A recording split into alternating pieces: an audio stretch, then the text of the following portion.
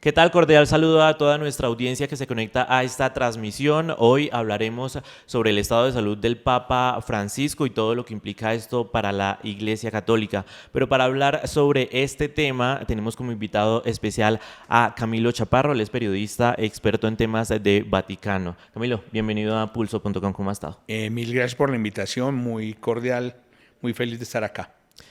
Bueno, Camilo, hay que hablar un poco sobre la situación del Papa Francisco. Lleva ya 12 días hospitalizado en el Policlínico Agustino Gemelli y, bueno, por una doble pulmonía, una crisis pulmonar, inicialmente como bronquitis. ¿Qué implica ese estado de salud actual del Papa para la Iglesia y cómo ve esta situación del Papa y cómo se está viviendo hoy el Vaticano con esta situación?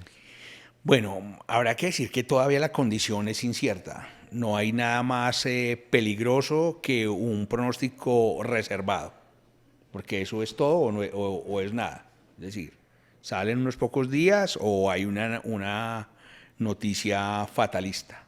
Lo cierto es que esto acelera una cosa que siempre ha existido en las murallas vaticanas, que es un aroma de precónclave.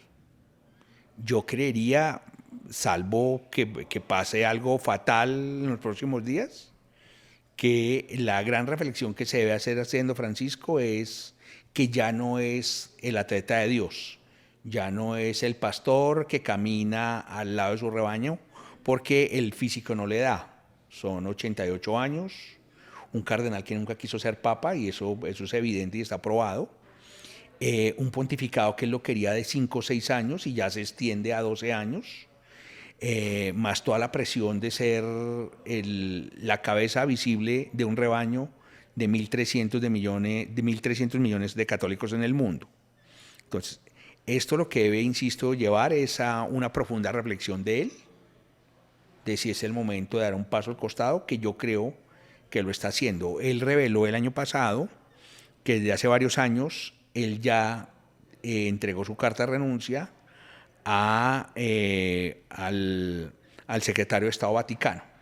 Lo dijo en Al, una entrevista, ¿no? sí, Luego de al, también estar al con cardenal unas Parolín le entregó afectaciones. la carta con la condición de que él la hiciera efectiva si el Papa no estaba habilitado mentalmente o estaba en una enfermedad grave. Y yo creo que eso lo debe tener también meditando. Aunque hay que aclarar que el estado actual del Papa está consciente y bueno, ya lleva 12 días y el más reciente reporte indica que ha pasado una noche en descanso y una leve mejoría luego de un fin de semana que tuvo crisis pulmonar, ¿no? Sí, hay que decir que el Vaticano no sabe comunicar. ¿Por qué? Es O sea, decir, ¿es reservado? no, Esa no, es una de no, las es dudas que se demasiado tiene. prudente y hasta mentiroso, digamos. Está probado cuando muere Juan Pablo I y crea el gran mito de que lo envenenaron, que lo mataron, el Papa de los 33 días. Ahí, toda esa leyenda, sobre la cual no hay ninguna prueba que hayan matado a Juan Pablo I, ¿Eso en qué año está fue? sustentado en una mentira. Y es que el cadáver lo descubre en la madrugada una monja que atendía al Papa, que le llevaba el desayuno en la mañana, descubre el cadáver.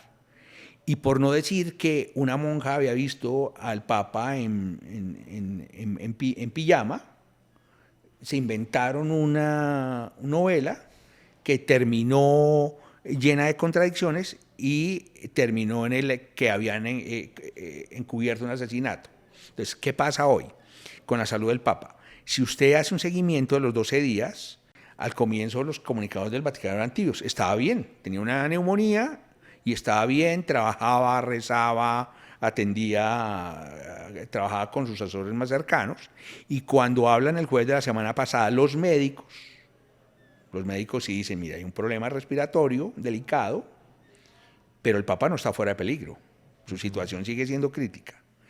Y Y hoy parecía siguen, sí, empeorar. hoy dicen que ha pasado, después de la crisis respiratoria, ha pasado unas jornadas tranquilo todo eso, pero son 88 años, una enfermedad respiratoria en un papa que desde los 16 años vive con pulmón y medio, y un papa que ha tenido pues 88 años de admirar el ritmo que ha mantenido, pero pues la edad le pasa la edad y el cargo le pasan una cuenta de cobro. Que además de la bronquitis, de la crisis pulmonar, también se habla de plaquetas bajas que ha derivado en un tema también de deficiencia renal y también pues pues que ha tenido que tener oxígeno, que le han tenido que pues hacer varias transfusiones de sangre y demás, que pues para un papá a esa edad es difícil. E incluso se habla que él ha publicado mensajes a través de Twitter, lo cual también deja dudas si está netamente con los ánimos y la capacidad para estar publicando a través de las redes sociales. Sí, debe estar consciente. Sí, sí, Yo sí. creería que sí, pero ¿hasta dónde es ese nivel de conciencia? Ujú. ¿Hasta dónde los tratamientos, la medicina, el agotamiento de por lo que está pasando lo puede llevar a una situación más crítica? Es decir, cuando unos médicos dicen que su situación sigue siendo crítica, estable pero crítica, ese es un pronóstico de sí y no, más tendiente a una lectura pesimista. En el panorama actual de la Iglesia Católica, ¿qué puede llegar a pasar o cómo se podría ver el hecho que de pronto el Papa continúe su papado bajo esta situación? Es decir, salga de hospitalización pero continúe en un tratamiento que no va a ser fácil también para él y que lo va a limitar mucho en su jerarquía como pontífice de la Sí, Iglesia. Francisco es un gran papa. Él debe ser consciente que ya no es el atleta de Dios. Ujú.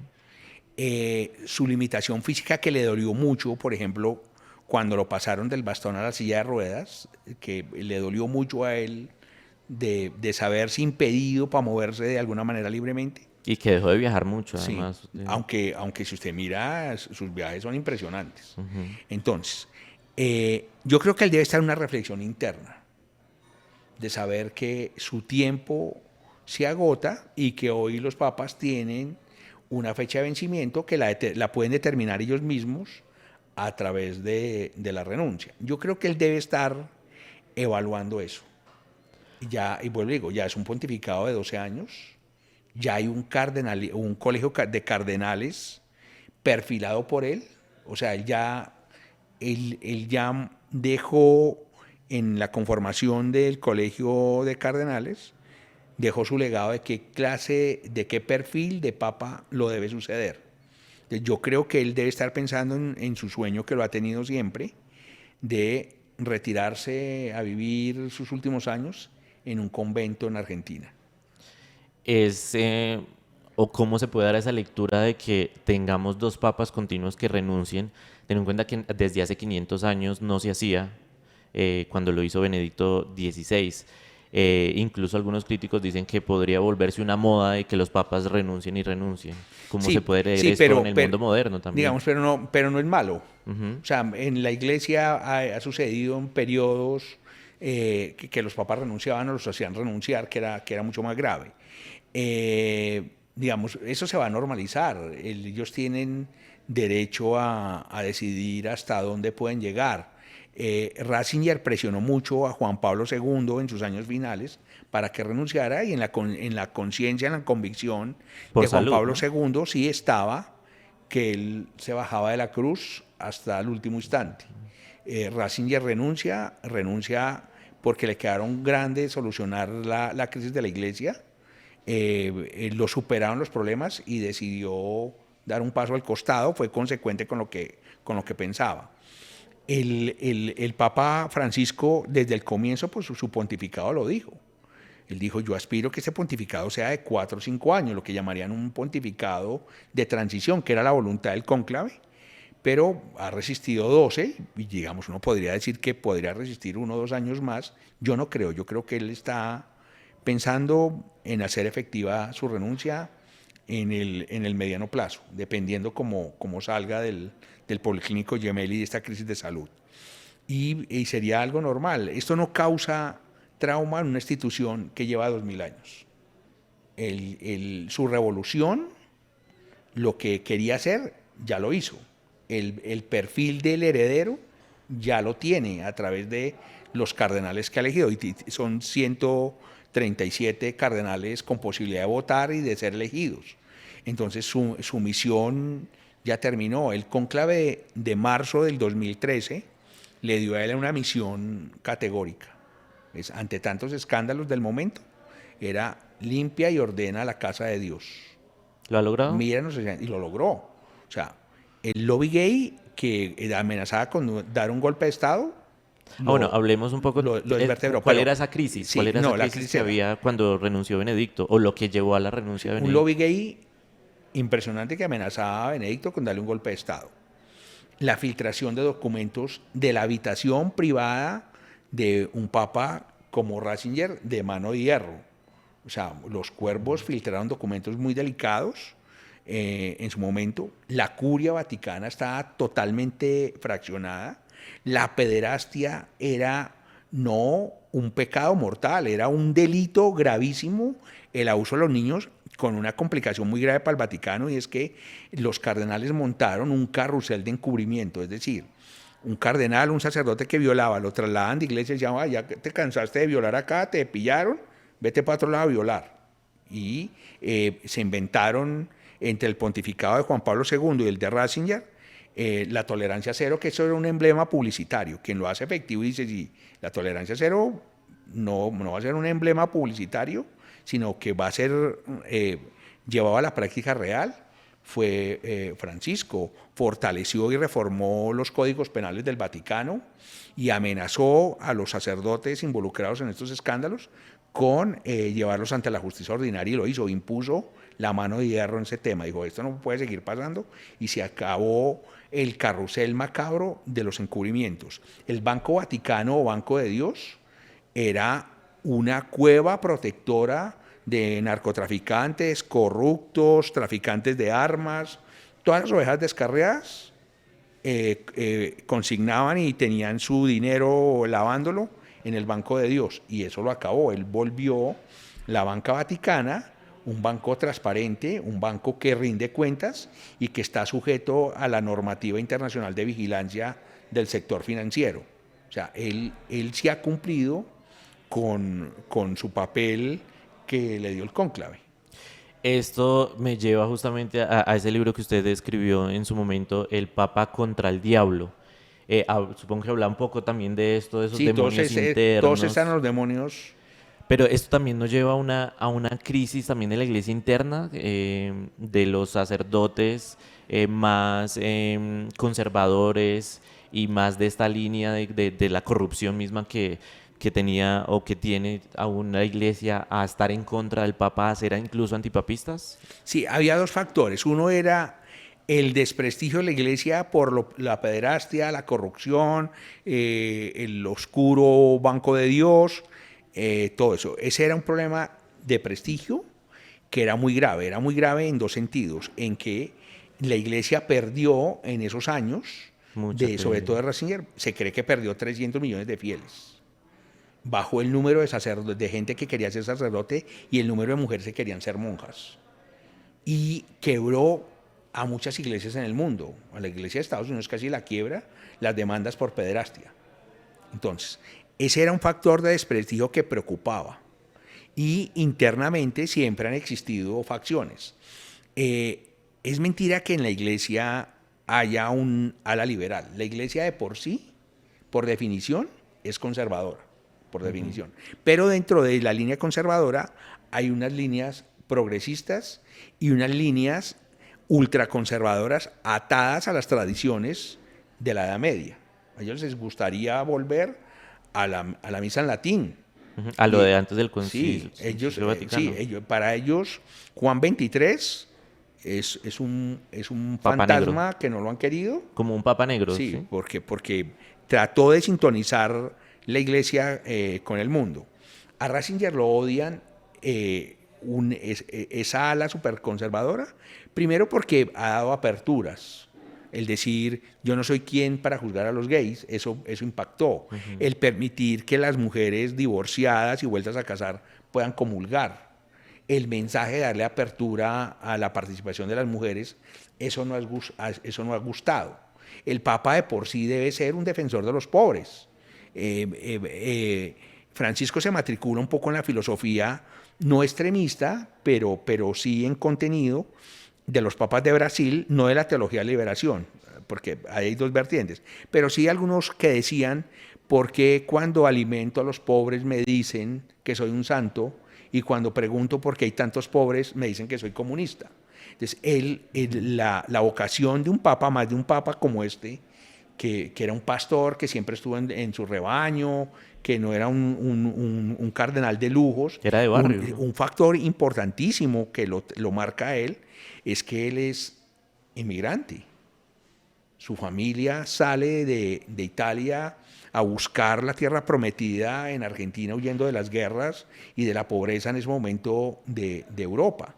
Entonces, él tiene esa lectura y sé, por ejemplo, que gran parte de la iglesia de Estados Unidos, ultraconservadora, lo tilda de comunista, por ser un papa aperturista que marca una línea de progreso dentro de la línea conservadora. O sea, no vamos a ver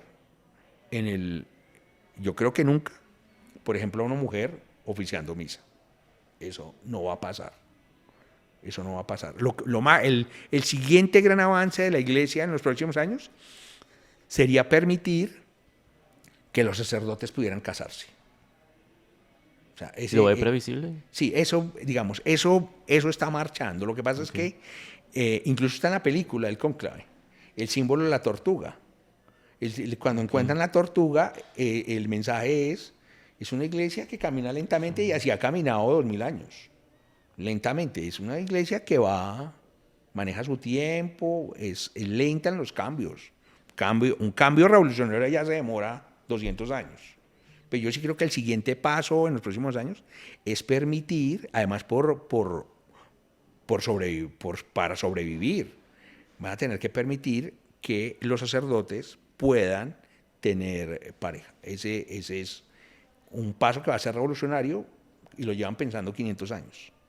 Bueno, además de lo que mencionaba del Papa Francisco, pues también deja como muchos legados, ¿no? El ser el primer papa Sí. jesuita, que además por ser jesuita ya lo tildan de ser de izquierda, más popular, más de Que barrio, es una que injusticia viene de una dictadura incluso. porque los jesuitas juraron fidelidad al Papa hace más de 500 años, tanta fidelidad que siempre han dicho nosotros vamos a los extramuros a llevar la palabra de Dios y a sacrificarnos por el Papa. O sea, la Compañía de Jesús, maltratada durante los pontificados de Juan Pablo II y Ratzinger, no digamos Juan Pablo I, porque un papa de 33 días, la Compañía de Jesús fue maltratada. En el corazón de esos dos papas estaba el Opus Dei, no la Compañía de Jesús. Ok.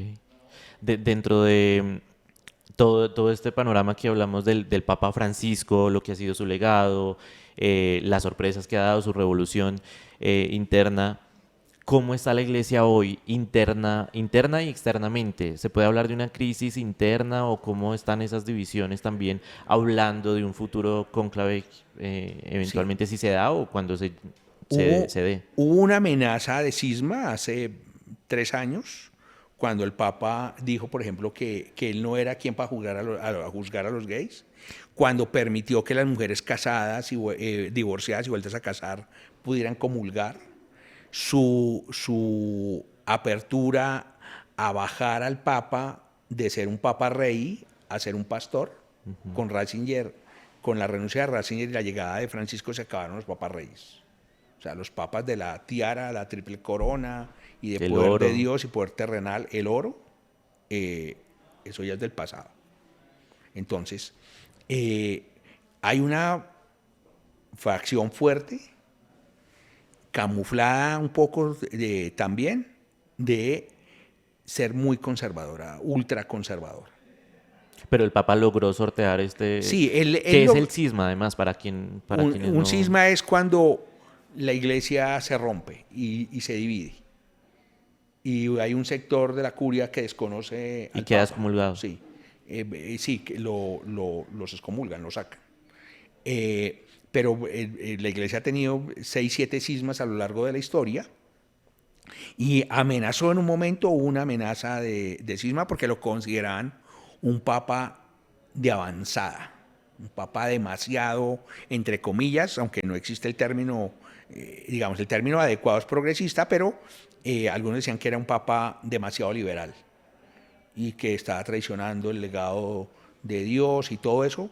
Y ahí tuvo un momento difícil, pero los cardenales que lo apoyaban en el conclave dijeron, no, no, no, esto aquí hay que cerrar filas. Es más, en un momento determinado, también esto calmó una cosa, y hay que decirlo, es la muerte de Ratzinger.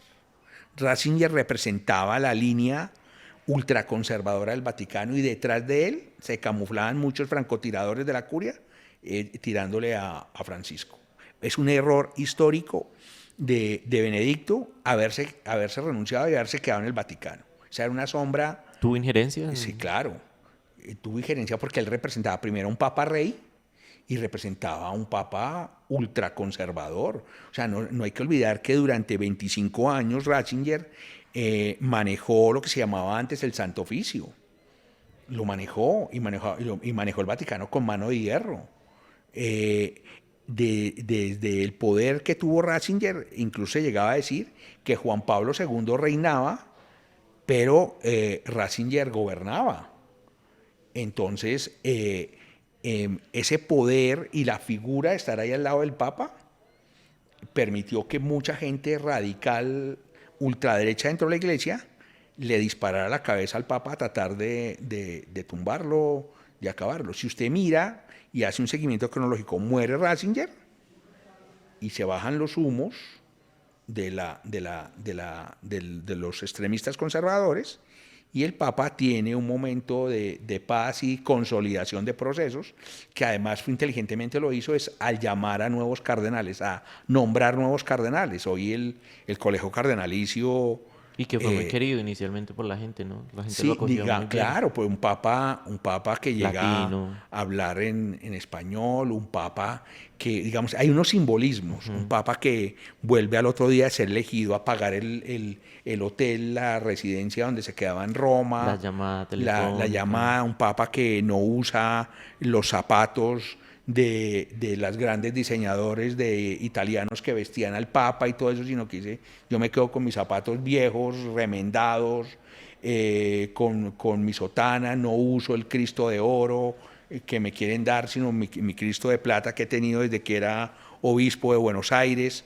Entonces, a través de esos símbolos, el no vivir en las habitaciones pontificias, sino en la Casa Santa Marta, y ir a un comedor comunitario con otros sacerdotes, eso transmitió un mensaje de no usar papamóvil, ir sin ningún problema a su optómetra, cambiarse sus gafas como cualquier ciudadano del común. Eso transmitió una cosa muy poderosa.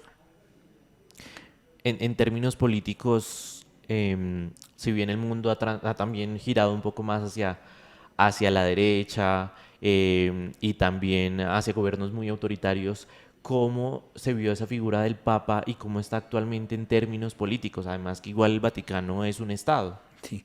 Digamos, eso cambia dependiendo de lo que tenga de oposición en lo político. Hoy tiene a Trump.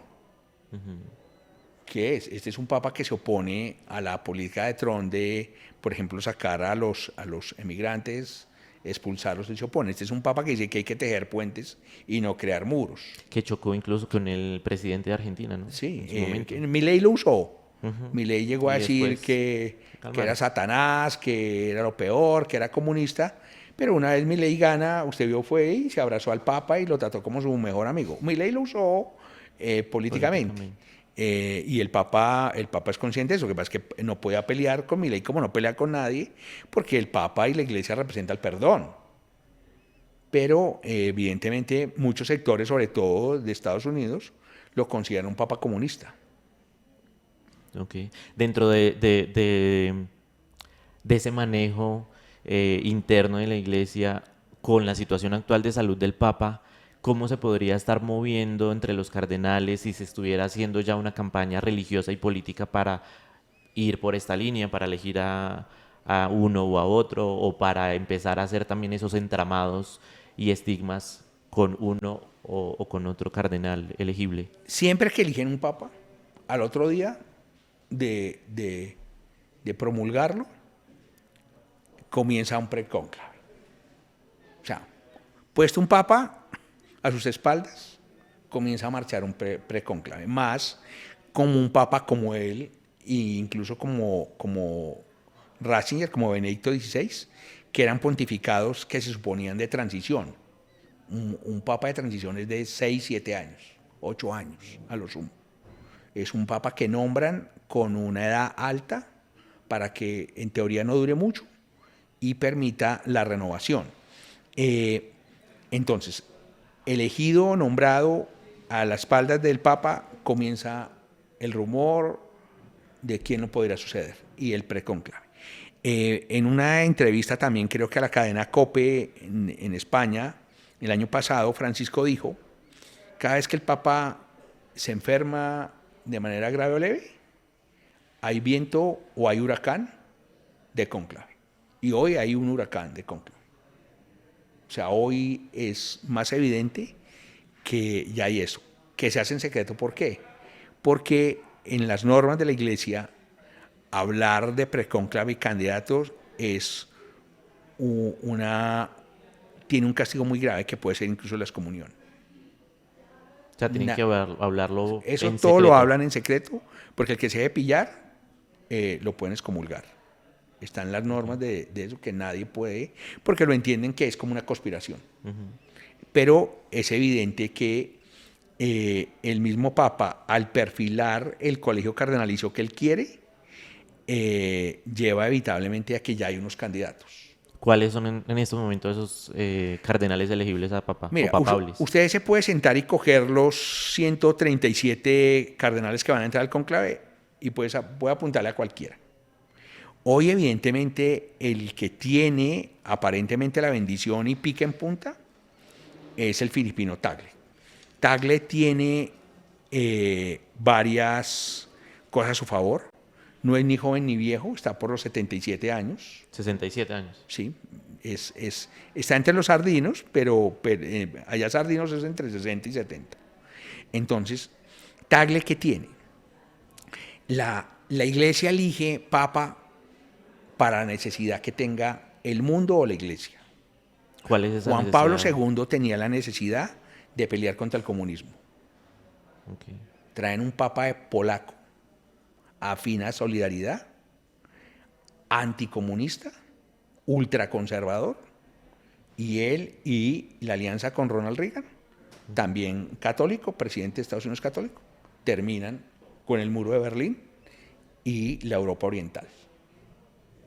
Acaban la Europa Oriental a base de espionaje norteamericano, plata de Estados Unidos, el espionaje y la influencia religiosa de un papa.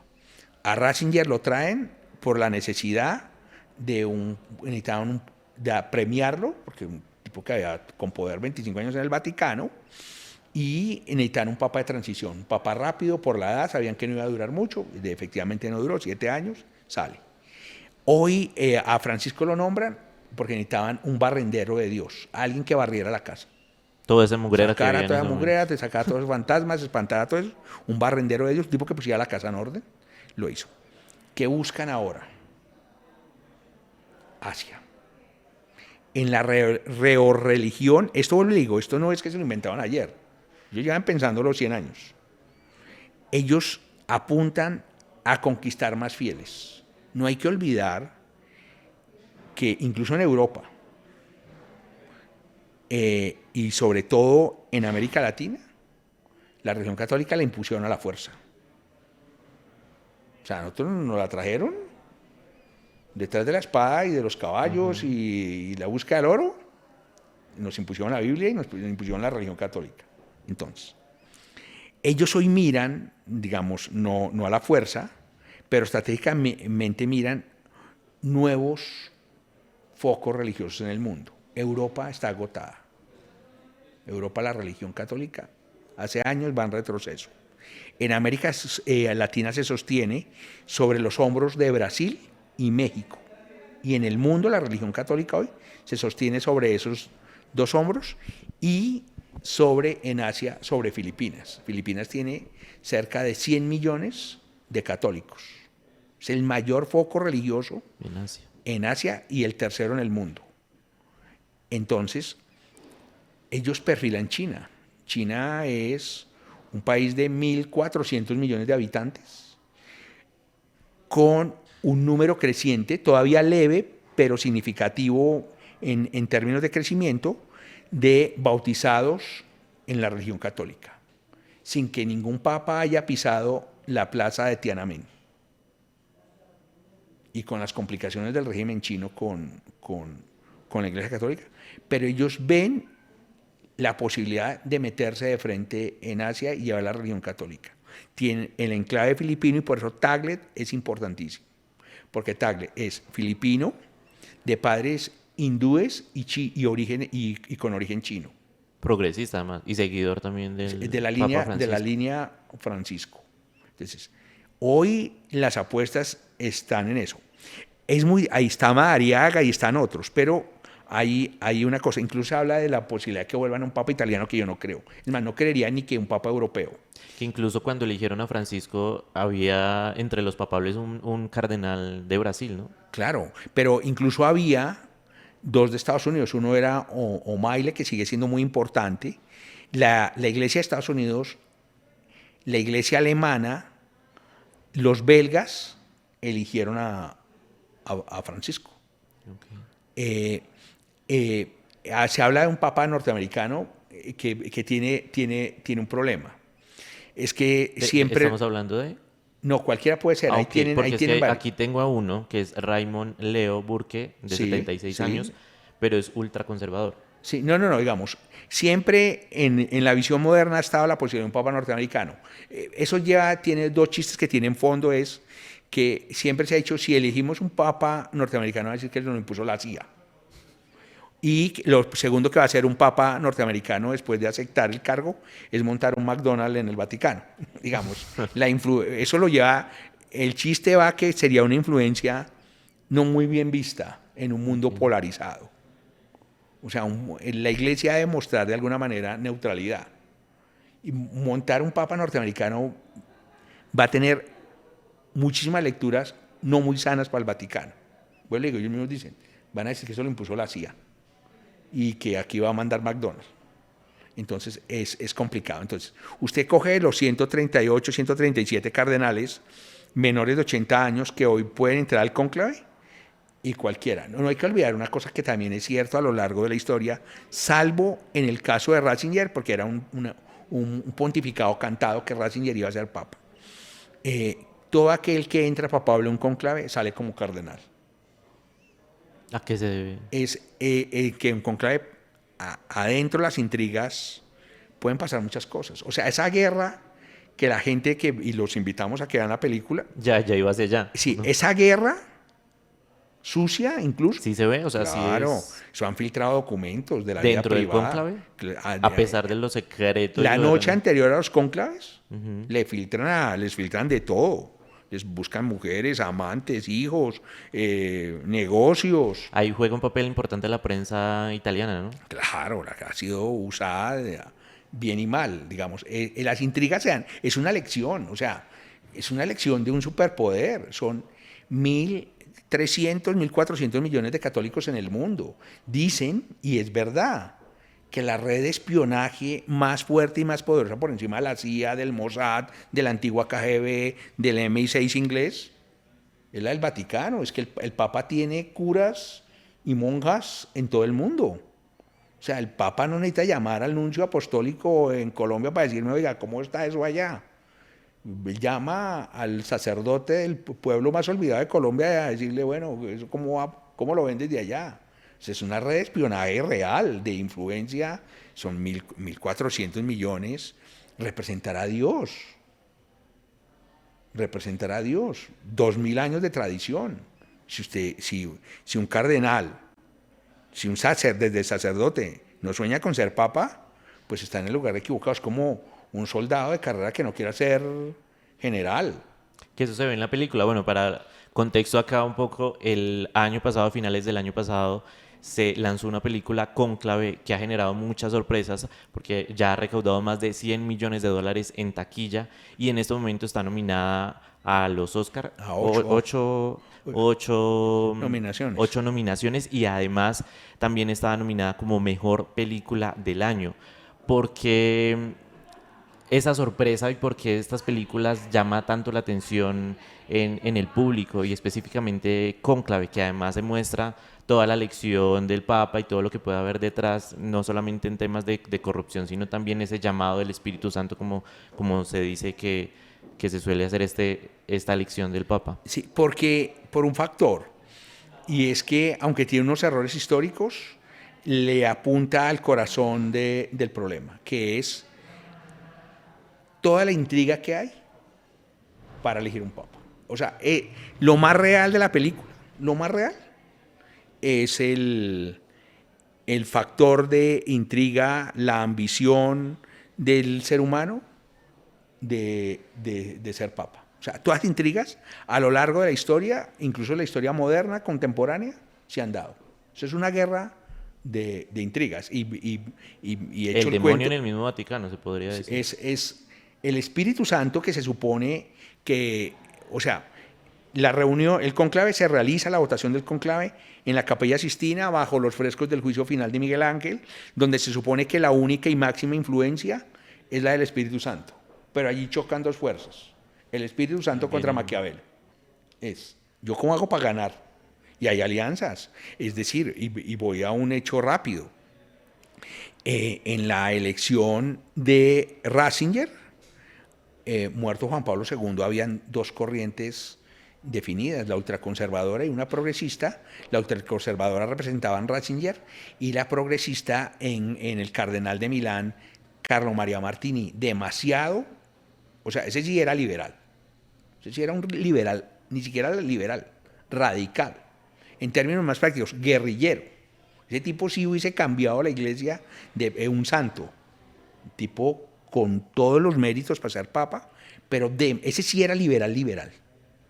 Y él representaba esa ala. Cuando entran al conclave, muchos le apuntaban a él, pero el ser demasiado liberal lo limita en el conclave. Y en un receso, ellos el primer día votan en la mañana. Y ese día no vuelven a votar, al otro día se reúnen, hacen dos votaciones ¿Eso en en qué la año mañana. fue aproximadamente? Eso es entrando al 2000, recién muerto Juan Pablo II.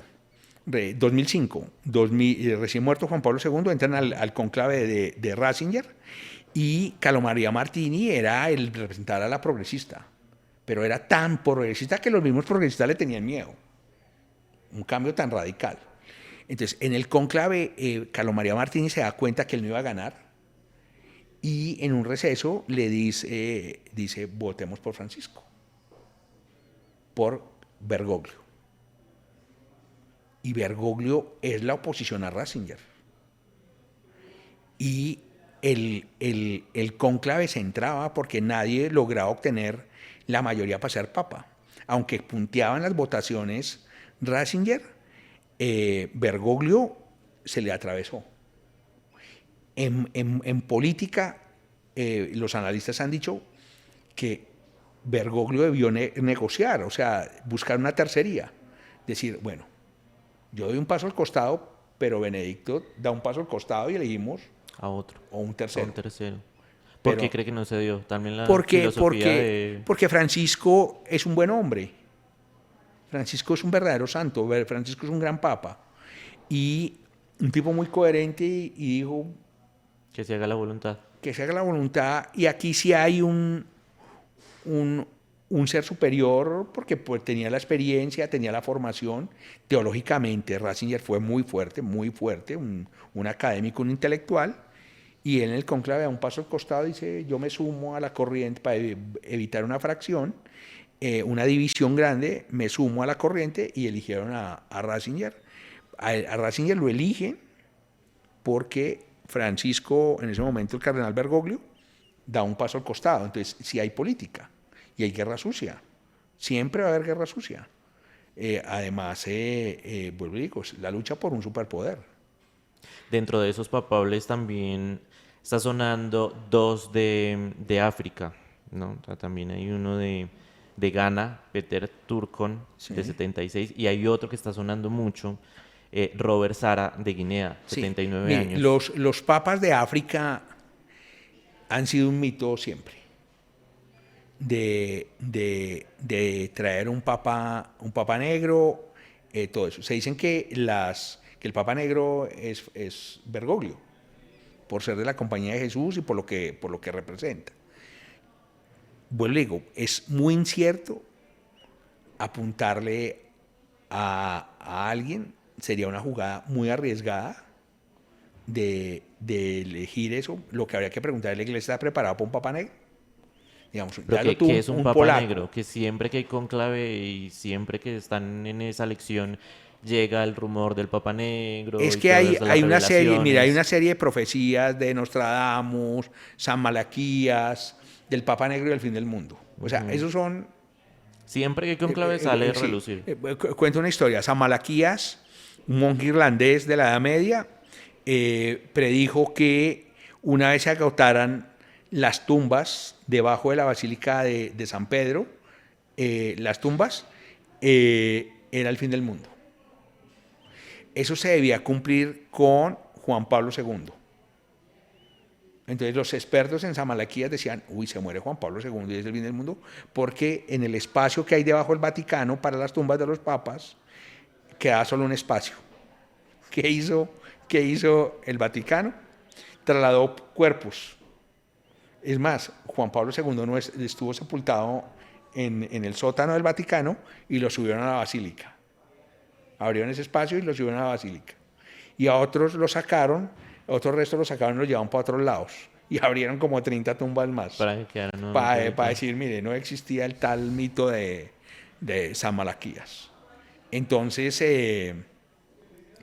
es una ficción, es un mito lo del Papa Negro, pero África sí me lo merecería.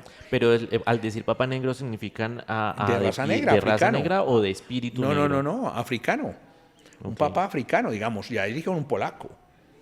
¿Quién pensaba en un papa polaco hace 30 años? Pero con todas esas revelaciones y esa mitología que hay detrás del papa negro, ¿podría los mismos cardenales evitar elegir un No, cardenal de África? no, yo creo que la iglesia está preparada para un papa y sería un gran mensaje. O sea, un continente tan olvidado, tan atrasado, tan pobre, poner un papa ya así. Pero yo diría que ellos preferirían a Tagle, un Ok. asiático. Pero, Es decir, que insisto, no ves a Robert Sara que por ahí empieza a no, sonar vuelvo y digo, o es muy el predecible. africano sería una elección revolucionaria más poderosa que la de Francisco. ¿Y en ese momento la iglesia no está preparada para eso? Digamos, uno podría decir, estuvo preparada para quitarle el poderío de 500 años a los italianos y montar un papa polaco.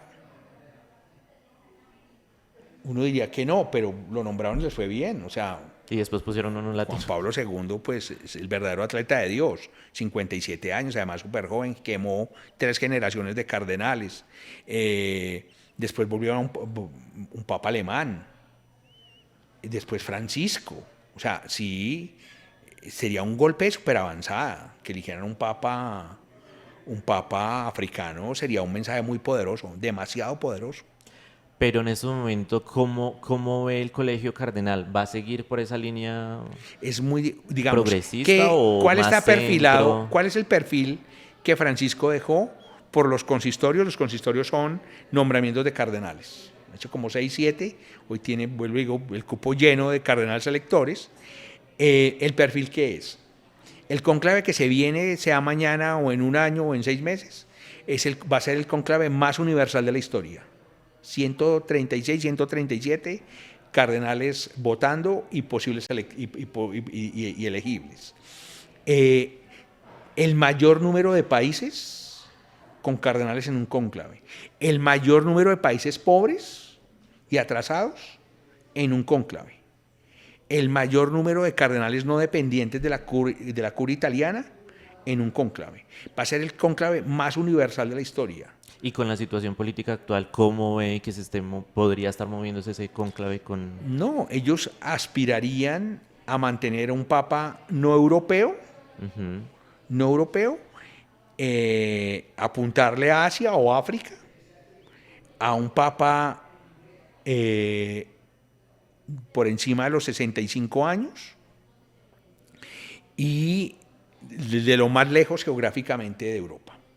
Ok. Uno diría que esa es la lectura que se puede hacer hoy día, pero en un conclave pasa cualquier cosa. Bueno, estamos hablando del escenario de qué pasaría si Sí. se llega a un conclave que eventualmente se va a llegar, ya sea que el Papa continúe en su papado. Usted dice que es muy probable que esté considerando renunciar, puede incluso que fallezca por su estado de salud actual, por su avanzado estado de salud. En caso tal de que se quede la sede vacante, desde que queda la sede vacante hasta que inicia el cónclave, ¿cuántos días pasan? ¿Cuál es ese protocolo que se lleva a cabo? Bueno, todo dependerá si se muere o renuncia. Si se llegase a morir el Papa, ojalá no suceda, él asume hay sede vacante, o sea, nadie manda, pero quien asume el poder administrativo es el cardenal Camarlengo, que hoy es un cardenal norteamericano, se me escapa el nombre. Él llama a los cardenales, él organiza el funeral del Papa, llama a los cardenales a Roma. Hay más o menos 2 semanas entre el funeral y el novenario y una reunión de 2 o 3 días que es la congregación general de todos los cardenales electores y no electores para mirar el estado de la iglesia y después el encierro en la Capilla Sistina. Si el Papa renunciara, él va a poner una fecha, como lo hizo Benedicto XVI. Benedicto XVI anunció en febrero que renunciaba y se dio un mes. Fue hasta el 28 de febrero, un mes, y renunció a partir, su renuncia es efectiva a partir del 18 de febrero. Como no había cadáver, pues hicieron la congregación general al otro día de la renuncia, 2 días de congregación general y se metieron al conclave que duró 2 días. Pero ahí no puede participar el Papa que abdica. No. El Papa que abdica se va. En el caso de Bergoglio, yo creo que si él renuncia, él coge maleticas o se interna o se va para Argentina mirando su estado, o también ha dicho que le gustaría vivir en la iglesia La María la Mayor en Roma, que allí hay una virgen a la cual él es muy devoto y al otro día que lo eligieron fue a llevarle flores y cada vez que emprende un viaje va a llevarle flores y cada vez que regresa de un viaje le trae flores a la Virgen y él ha dicho también que le gustaría pasar sus últimos días encerrado en esa iglesia, o sea, viviendo allí. Si el Papa llega a renunciar, ¿cree que va a tener injerencia en el futuro papado, No, independientemente de la línea que Francisco no. tome? No, Francisco, a diferencia de Benedicto sí, XVI. Francisco va a ser un papa que se va a silenciar, va a desaparecer, se va a encerrar y no. Él sabe que él sufrió durante 7 años la influencia mala la sombra mala diría, porque mucha gente se le escondió detrás de la sotana de Benedicto para tirarle al pontificado de Francisco. Y él no lo va a hacer, es demasiado generoso para hacer eso. Y se retiraría como un papa que no tiene mayores escándalos, más allá de las críticas de postura Sí, y demás. sí. Digamos, él deja un legado que algunos lo llevarán a la insensatez y de alguna cosa poco generosa de tildarlo como un papa comunista y no reconocerle que el conclave le dijo, él no quería ser papa. El conclave lo decidió y él humildemente lo aceptó y le dijo, usted tiene que barrer la casa de Dios, limpiar esto. Y lo hizo. Y se retirará a sus cuarteles de invierno a, a esperar como dijo Juan Pablo II en sus palabras de agonía, ir a la casa de Dios. Camilo, ya vamos llegando al final pues, de este análisis, de esta entrevista, pero no podría dejarlo ir sin preguntarle de dónde nace ese interés por los temas del Vaticano y de la Iglesia Católica. ¿Cuándo empieza todo este interés por todos estos temas? Es de niño, yo de muy niño un día aprendí el radio por casualidad y al prenderlo estaban echando, en esa época existía la emisora Todelar, que era la más poderosa al lado de Caracol Radio, y prendí el radio y estaban echando el extra que había muerto Pablo VI. Y eso pasó. Y a los 2 meses, porque cuando muere Pablo VI eligen a Juan Pablo I, que es el Papa a los 33 días, el de la teoría que lo habrían envenenado. Como a los 2 meses volvió a prender el radio y por casualidad estaban echando Lestra que murió Juan Pablo I. Entonces de muy niño me hice la reflexión, ¿cómo así? Estoy 2 días, prendo el radio y están en casualidad en el extra de la muerte de 2 papas, y me dediqué a coleccionar datos de los papas en esa época muy difícil. No es como hoy que hay Google, Internet, y es fácil. En esa época era y no había mucha literatura sobre los papas, pero me dediqué a coleccionar datos y anotar datos. Y cuando ingreso a la universidad y todo eso, este tema se pierde, se extravía de mi vida el tema de los papas. Yo estaba trabajando en CMI y me llamó Daniel Coronel a ser su director de Noticias 1, en esa época en ETC Noticias, y me ofreció el cargo de subdirector, y la primera misión que me dio, me acuerdo las palabras textuales, me dijo: Camilo, su primera tarea es preparar el noticiero para la muerte de Juan Pablo II.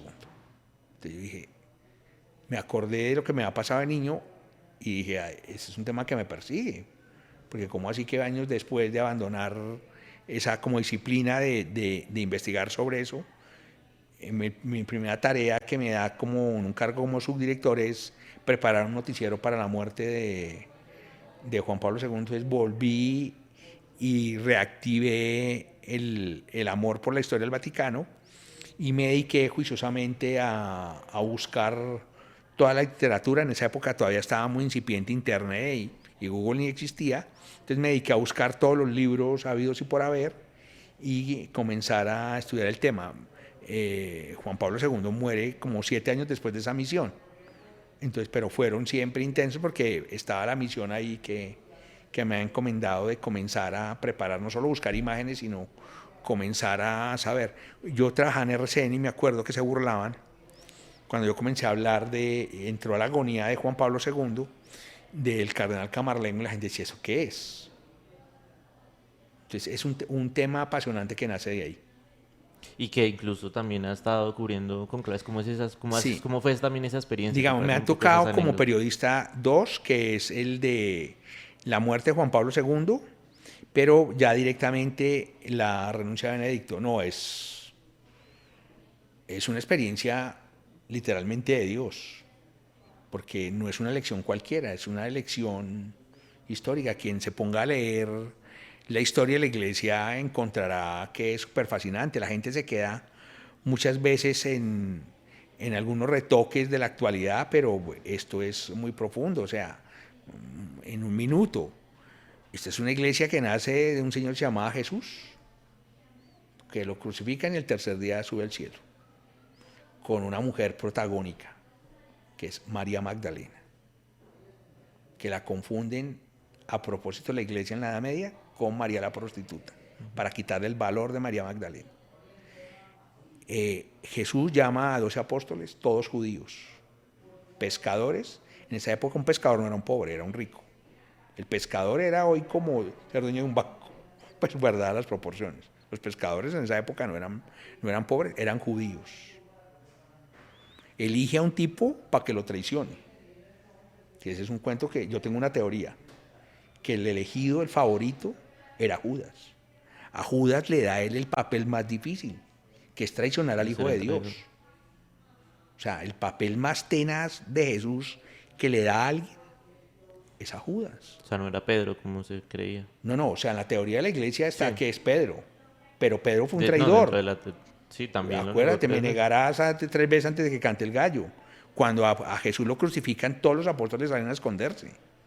La que enfrenta y carea todo es María Magdalena. María Magdalena la que va a la tumba al tercer día y descubre que no estaba el cuerpo de Jesús.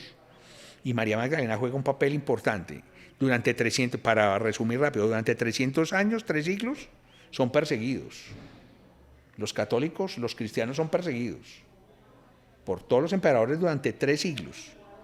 Hasta que en el 330 y algo, 34, 33, Helena, la mamá de Constantino, el emperador, hay varias versiones, pero convierte a su hijo el emperador al cristianismo. Y desde ahí comienza a ser la religión oficial del Imperio Romano. Y comienza a adquirir poder. Y comienzan las familias, y la Italia y la Europa desintegrada, comienzan las familias más poderosas a tratar de cooptar al papa y poner papas. Y hay papas con 3, 4 hijos. Hay un tipo que fue papa a los 12 años y fue papa 3 veces. En el primero vendió el pontificado, después lo tumbaron y después volvió. Viene el cardenal español de la mala fama, los Borgia, Rodrigo Borgia.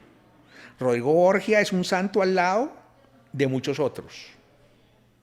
O sea, hay un papa Formoso que se muere y su sucesor lo desentierra.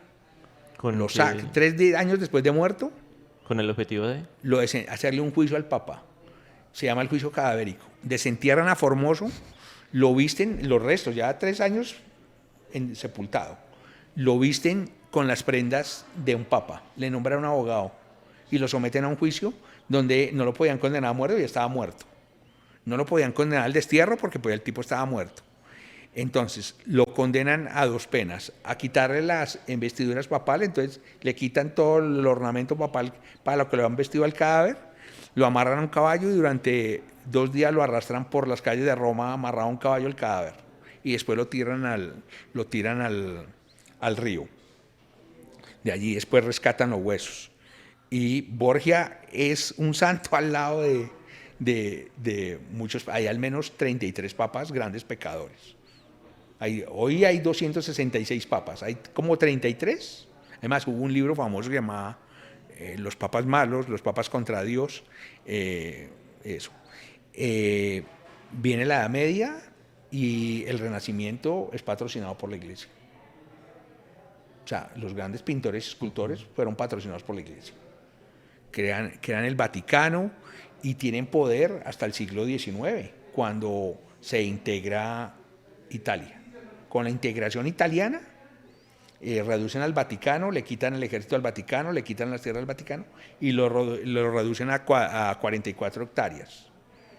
El Papa ya no tiene ejércitos, pero tiene sacerdotes casi en todo el mundo y tiene 1.300, 1.400 millones de seguidores en el mundo. Entonces la historia es fascinante. O sea, la historia del Vaticano, de los cónclaves, de los papas, es Vaticano. Y si lees las biografías individualmente de los papas, también es fascinante. O sea, son tipos... O sea, recomiendo la autobiografía que está calientica de Francisco y es súper conmovedora. Primero, ningún papa había hecho su biografía, él la hizo. Y es un libro apasionante que uno comienza a leerlo mejor a través de su historia de vida. Sus papás hubiesen podido morir, sus tatarabuelos y sus abuelos, incluso su mismo papá hubiese podido morir en las guerras europeas y en la emigración hacia Argentina. Es un tipo que una vez va al boliche, a una discoteca a los 16, 17 años, pasa por una iglesia a la cual no había entrado y siente un llamado especial y allí entra a orar y descubre su verdadera vocación. Él era químico, se perfilaba como químico farmacéutico y descubre que su religión, que su vocación es la religión. Y su gran patrocinadora, la mamá y el papá no querían, su gran patrocinadora es su abuela Rosa, de la que él tiene su mayor, digamos, su primer culto a él es su abuela Rosa, como en Juan Pablo II. Juan Pablo II dice que su primer gran llamado vocacional lo obtiene cuando él perdió su mamá, él perdió una hermana, un hermano cuando eran muy jóvenes, él se queda solo con su papá en la Segunda Guerra Mundial. En plena Segunda Guerra Mundial, Polonia invadida por los nazis, Él se queda solo con su papá. Él venía de las canteras de picar piedra, paraba en un pequeño local a traerle sopa caliente a su papá. Y cuando llega a la habitación donde vivían en Cracovia, encuentra que su papá había muerto. Y con él le ora toda la noche al cuerpo de él hasta el otro día. Y él dice que ahí afianzó su vocación de ser sacerdote, porque él quería ser actor. Mira. Entonces, por donde mires, es una historia fascinante. Camilo, bueno, ya vamos a completar casi una hora hablando de este tema. Sin duda es un tema bastante fascinante y que con la situación actual pues genera mucha más intriga y pues la gente se empieza a acercar a estos temas. Conclusiones frente a la situación actual de la iglesia con el estado de salud del Papa, que ya lleva pues 12 días hospitalizado y que hoy pues reportan que ha tenido una leve mejoría. Conclusiones frente a este tema. Bueno, que si Dios no lo llama, él debe estar sopesando la posibilidad de renunciar. Yo diría entre a muy mediano plazo. Yo no le doy más de un año. Saliendo de esto, es más, yo me atrevería a decir que es una cosa de 6 meses. Que él replantee por su estado de salud. Es un papa consciente. Es un papa que ya cumplió su misión, 12 años, los cumple incluso ahorita en marzo. Que él cree que ya cumplió su misión y que es hora de un cambio. Creo que ¿Cuánto suele ser el promedio de un papado, por lo general? No, un promedio puede ser de 14 a 16 años. Pero pues este es un papa que lleva 12, 88 años. Por el problema respiratorio se le suma a un problema de la columna vertebral, a una ciática, digamos, a una operación en la cadera. Anemia. Sí, anemia, ahora una insuficiencia renal que han calificado de leve.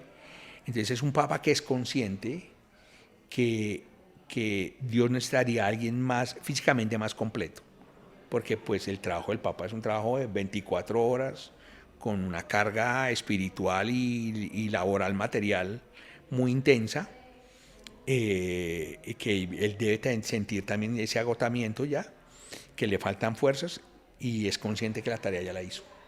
Ese cónclave que hablábamos hace un rato, sé que es difícil calcular, pero ¿cuánto se podría tardar con las condiciones actuales de la iglesia? O sea, que en el momento que hubiese conclave, ¿cuánto? Que haya conclave, ¿cuánto podría durar? No, eso es muy rápido por una lectura muy sencilla, que es cierta. Demorar un conclave más de 3, 4 días, el mensaje que le manda al mundo es que es una iglesia dividida, fraccionada. Y eso sí les preocupa. Entrar a un conclave que dure más de 4 días, la lectura es, se están matando a cuchillo allá adentro, esos están fraccionados. Y más con el mundo de hoy que es así. Sí, entonces es un cónclave, yo lo calculo de máximo 3 días, sería de máximo de 3 días. Él fue elegido en la quinta votación, al segundo día el encierro. O sea, votaron el día que se encerraron, votaron, al otro día votaron 2 veces y en la tarde votaron 2 veces y en la quinta votación de la tarde lo eligieron. Ellos saben que un cónclave de más de 3 días es un mal mensaje al mundo. Es decir, al que eligen llega ya con una iglesia muy fraccionada.